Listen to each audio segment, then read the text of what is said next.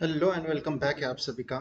तो ये एक मैं नई सीरीज शुरू कर रहा हूँ। बड़े दिनों बाद भी वीडियो रिकॉर्ड कर रहा हूँ क्योंकि बीच में बहुत सारे कॉम्प्लिकेशंस हुए थे। तो उसके बाद मैं रिटर्न आ चुका हूँ कि NISM RA15 रिसर्च एनालिस्ट उसका एग्ज़ाम मुझे देना है। तो मेरा प्रिपरेशन थोड़ा बहुत मतलब एक दो टाइम हुआ है। और मतलब क्या बोलते हैं चैप्टर वाइज जो रहता है ना, वीडियो देखना या वर्कबुक पढ़ना, ये हुआ है मेरा। तो मेरे पास कुछ क्वेश्चन बैंक्स थे। तो मैंने सोचा, मैंने एक बार तो पढ़े थे, एक बार दो बार पढ़े, तो बोला उसके वीडियो क्यों ना बनाऊं जिससे मुझे भी हेल्प होगी और आपको भी हेल्प होगी।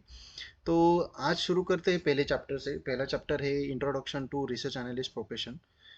तो आज इसका क्वेश्चन बैंक हम कंप्लीट करेंगे। तो चलिए चलते हैं सीधे क्वेश्चंस पे। यहाँ पे पहला क्वेश्चन है, what kind of information do research analyst need? Macro and micro economic factors, industry specific information, company specific information, all of the above. तो सिंपली इसका आंसर है ऑल ऑफ द अबो। हाँ, सेकंड क्वेश्चन आता है। हाँ, ये आपको बताना मैं भूल गया कि मैंने क्वेश्चन को नंबर नहीं डाले हैं, और जो ऑप्शन है उसको A B C D में रहता है ना, तो वो भी नहीं डाले। वो ज़रा आप अंडरस्टैंड करके लो, बाकी कुछ नहीं। चलिए फिर से फोकस करते हैं। सेकंड क्वेश्चन है, what are the focus areas for the analyst to understand the economy, business models and competition, balance sheets and profit loss statement, changes in various macroeconomic factors, regulatory environment prevalent in the industry। तो इसका answer है changes in various macro economic factors. Third question पे आते हैं, what responsibilities does research analyst have? Research research analyst solely participate in data collection. Research analysts contribute to the financial planning of their clients. Research analysts assist clients in making well-informed decision. Research analysts exclusively engage in data analysis। तो logically thinking किया जाए तो इसका simply answer रहता है research analyst assist clients in making well informed decision. और next question पे आते हैं, analysis and decision making are influenced by which of the following factors? Ethical practice management, revenue and cost consideration, operational efficiency, all of the above। तो इसका simply answer रहेगा all of the above। So next question, sell side analysts typically serve money managers, is this statement is true or false?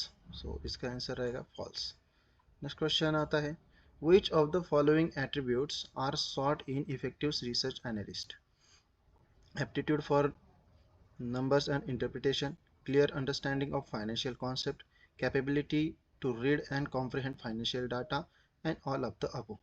तो वैसे सोचा जाए तो ये तीनों चीज़ें रिसर्च एनालिस्ट के लिए ज़रूरी रहती है।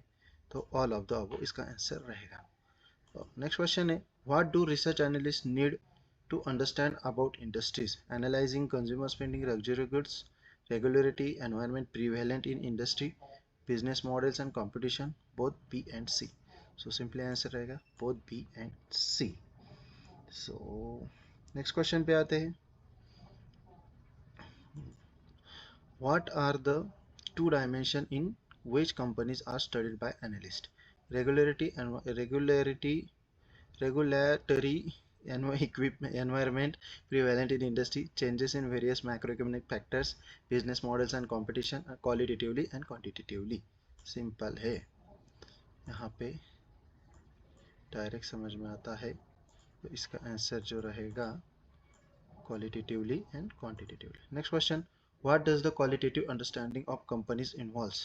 Understand the regulatory environment, understanding the balance sheet and profit loss statement, understanding the particular business better when compared to peers, and understanding the changes in macroeconomic factors।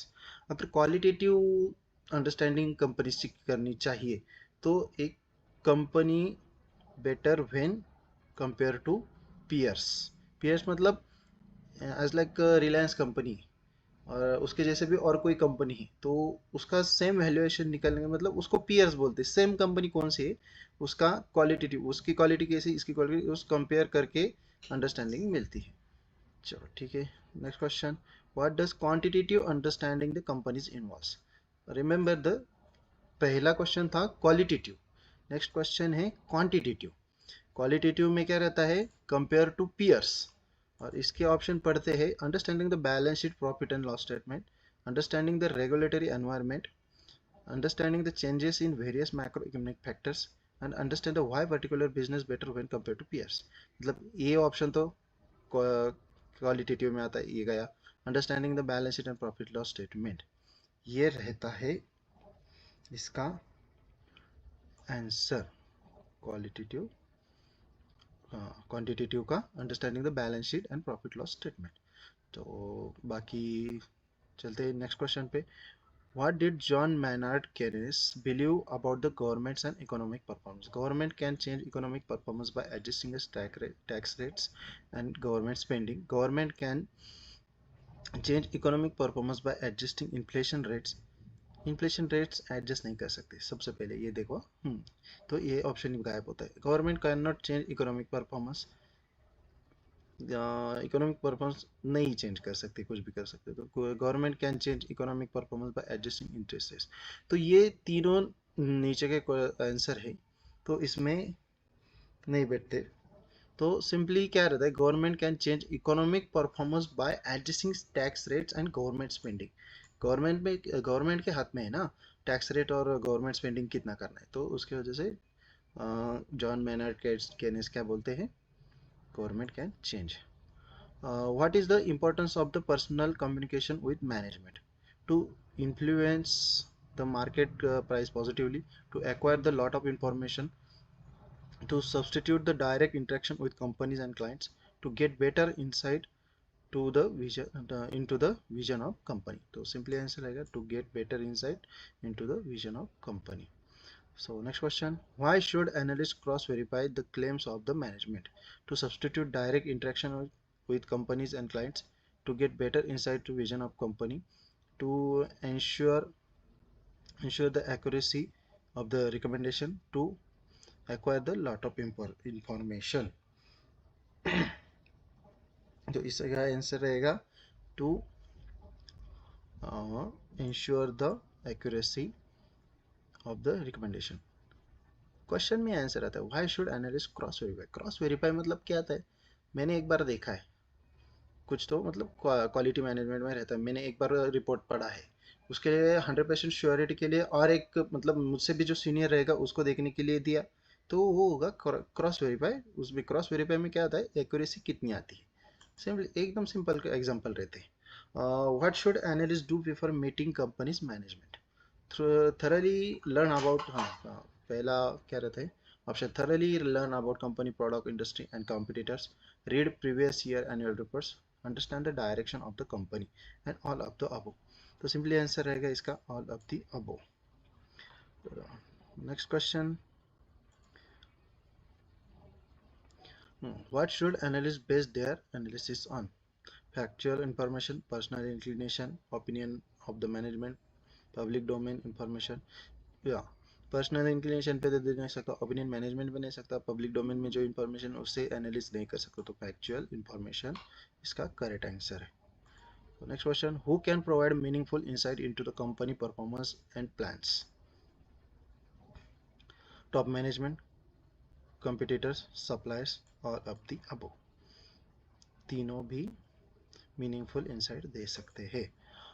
What should analysts have in mind communicating with clients? Use complex jargon, be optimistic, suggestion companies, disclose any conflict of interest, and stating unrealistic assumption।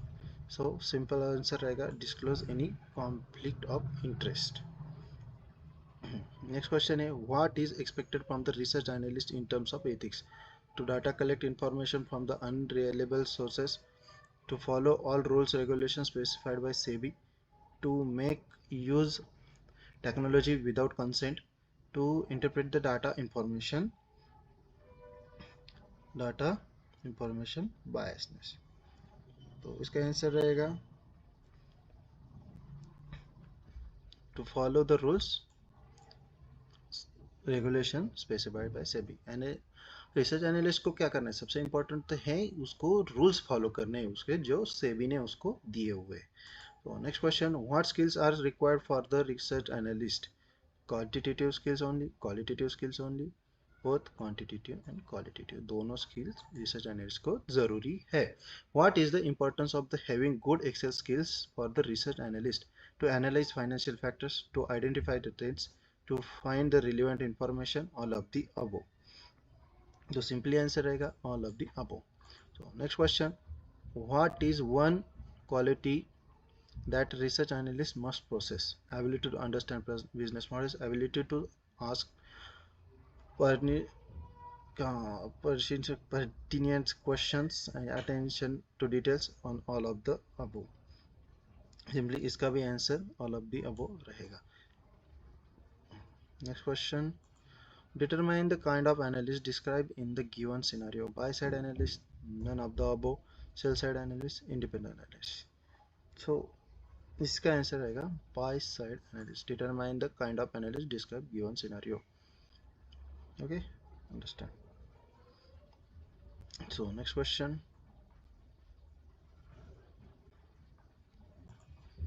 which is not essential quality for research analyst? Preparing research report based on personal opinion, good with number and Excel, verbal and written communication skill, ask relevant question. So इसका answer रहेगा preparing research report based on the personal opinion. No, is not essential. तो personal opinion पे research analyst अपना research report नहीं publish कर सकता. तो information from the, इसका थोड़ा सा क्वेश्चन ऊपर गया था. हाँ, research analyst should seek information from the management not available in public domain. Simply इसका आंसर रहेगा फॉल्स. पब्लिक डोमेन में जो भी है वो रिसर्च एनालिस्ट इंफॉर्मेशन सीख नहीं कर सकता. तो आज के लिए ये 24 क्वेश्चन थे, यही थे पहले चैप्टर के लिए. अगर आपको ये कंटेंट हेल्पफुल लगा तो लाइक और सब्सक्राइब करें, शेयर भी करें. और जहाँ भी कुछ मेरी तरफ से गड़बड़ लगती हो, कोई क्वेश्चन अगर गलत लगा हो या मेरे क्या बोलते तो प्रोनाउंसिएशन में कुछ गलतियाँ है तो वो मुझे आप कमेंट में बताइए. क्योंकि कैसा है, मैंने अभी आज तक ऐसे कंटेंट नहीं बनाए थे, पर मुझे ये हेल्पफुल लगा. मेरे पास है तो किसी की मदद भी होनी चाहिए, इसलिए मैं ये बना रहा हूँ. बाकी मिलते हैं कल फिर से सेकंड चैप्टर के नोट्स, सेकंड चैप्टर के क्वेश्चन बैंक्स में. तब तक के लिए बाय बाय. और सबसे बड़ी बात ये भी बतानी थी मुझे कि आपको मैं ना अभी कल से ट्रेडिंग को भी मतलब प्रोफेशनली बनाने वाला हूँ. मतलब मैं खुद ट्रेड करने वाला हूँ. मतलब पिछले 2-3 महीने से मैंने बंद किया था क्योंकि something due to something reasons. और कल फिर से तो उसका मैं शॉर्ट कंटेंट अपने शॉर्ट्स पे डालने वाला हूँ. तो उसको भी देखिएगा. तो उसके लिए सब्सक्राइब करिए और बेल आइकॉन भी दबाए. तो मिलते हैं कल फिर से. तब तक के लिए बाय बाय. Thank you.